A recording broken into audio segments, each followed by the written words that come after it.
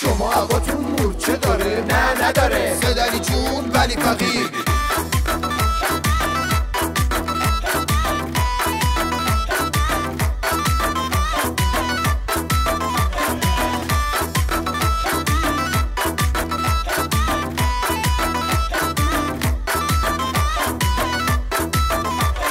شما عباتون مورچه داره؟ نه نداره. امامتون مورچه داره؟ نه نداره. انگاری داره؟ نه نداره. پس چرا میلرزه تنت؟ فتنه خوابون تو دهنت، بدجوری انگار زدنت. شما خونتون مورچه داره؟ شما خونتون مورچه داره. پس چرا ول میخوری؟ از دست دشمنا پری، همش تو فاز شرشری. شما خونتون مورچه داره؟ شما خونتون مورچه داره.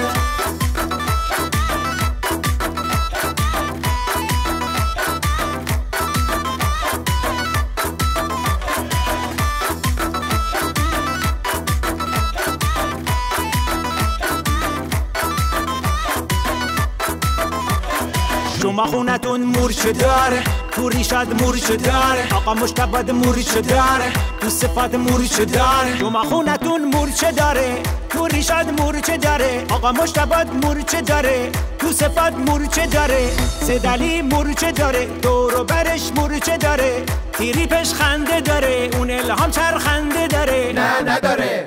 عزما تو مریض شدی؟ آخه قور تو چی شده یه هم مویز شدی؟ زهر خوردی غلیظ شدی؟ بگو ببینم شما ریشتون مورچه داره؟ نه نداره. آخه این درستشه زهر تو گلوت ریخته بشه، جفت پوشا تا ویخته بشه، بعد ببینی تحریم و برداشته نشه، هسته هاتم دیگه تو جایی کاشته نشه. چیکار کنه؟ زهر تا تحمیری بالا، با شاخ به شاخ میشی حالا، دیگه تمام شد اوباما. شما خونتون مورچه داره؟ شما خونتون مورچه داره. از چرا خوردی به خنس؟ دوله شدی زیر پرس، میری یا لس آنجلس. شما خونتون مورچه داره؟ شما خونتون مورچه داره. سدلی جون ولی فقیر.